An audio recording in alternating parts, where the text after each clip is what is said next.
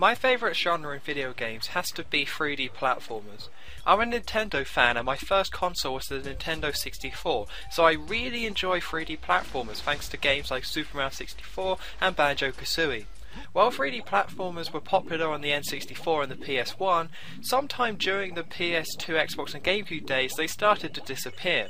Mainstream gaming started to replicate mainstream films in both style, and platformers really had no place among it.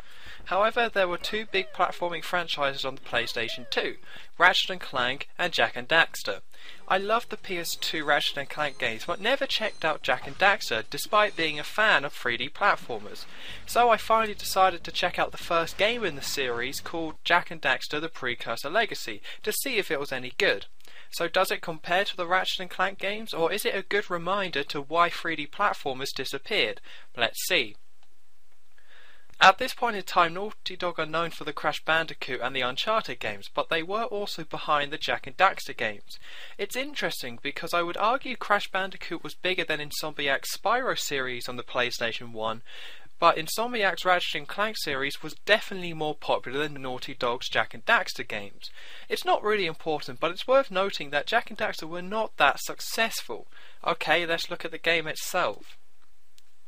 The story is that two friends, Jak and Daxter, are exploring a place called Misty Island. While there, they see two siblings called Gord and Mara who are trying to take over the world. When Jak and Daxter try to escape, Daxter falls into a pit of dark eco being the energy of the world, turning him into a creature that is meant to be a mix between an otter and a weasel. They return to the green stage of the world and start their quest to both turn Daxter into a normal human again and stop Gord and Mara. The story is pretty good, but one thing I really enjoy about this game are the amount of characters in it. As well as the main characters, throughout the game you encounter the inhabitants of the world, who each have their own personality. While none of them are hilarious, it's entertaining talking to each of them, and it's nice to see that Naughty Dog put the effort into their game to fill this world with all the separate characters. This game is a 3D platformer, with the gameplay being a mix of Banjo-Kazooie and Crash Bandicoot. You control Jak and Daxter, who can jump, double jump, roll, punch, spin and slam into the ground. You don't gain any new moves throughout the game, making your moveset fairly limited. However, you do get power-ups in the form of the eco. There are 4 types, with the first being the green eco. You have 3 health slots, and whenever you get hit you lose 1 health slot. If you manage to collect 50 small balls of green eco though, you gain back a health slot. It's a nice idea, but I'm not a fan of the health in this game. It's easy to get hit, so you're going to take damage, but it's a pain collecting 50 green eco orbs, and it's not that fun. The second type of eco is the blue eco, that electrifies Jak for a short time. The more eco you manage to pick up, the longer you become electrified. When electrified, you can open certain switches as well as opening doors. I'm personally not a fan of timed power-ups in games, but I had no problem using the blue eco. The next eco is the yellow eco, which allows you to shoot out fireballs. It's cool to use, but it is a bit too similar to the fire flower from Mario. The last eco is the red one, which increases your attack power for a short time. There's nothing wrong with the ecos as power-ups, but it's odd how they aren't really the focus of the game. You do use them a good amount in this game, but most of the time you just use your normal attack as Jak and Daxter, as opposed to juggling between the different ecos. The objective of the game is to get from one side of the world to the other.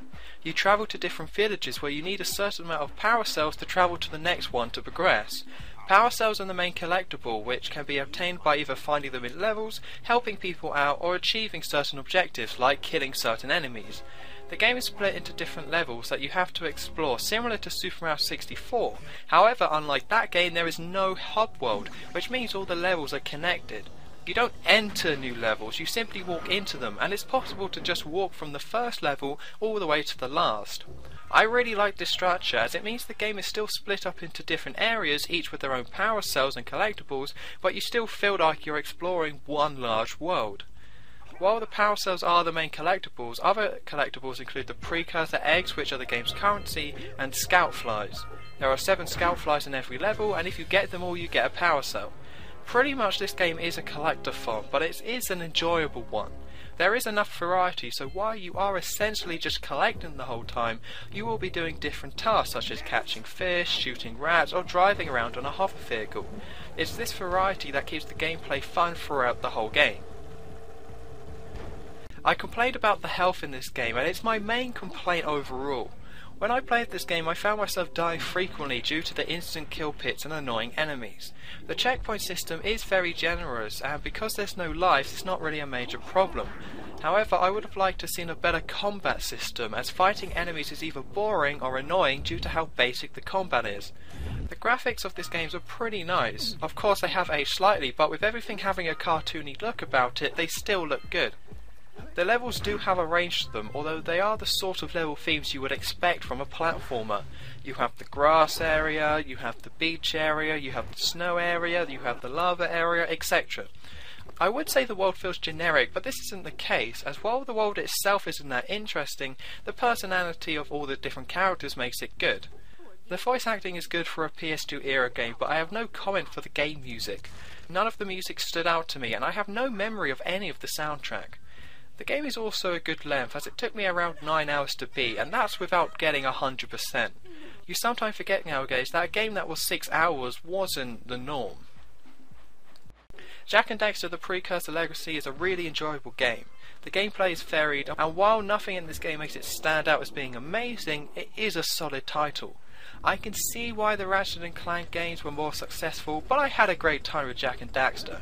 If you enjoy 3D platformers and missed out on this game, I absolutely recommend checking it out, either on the PS2 or on the PS3 with the Jak and Daxter HD collection. My score is 8.5 out of 10. Maybe it isn't regarded as one of the best 3D platformers, but it's a really good one nonetheless.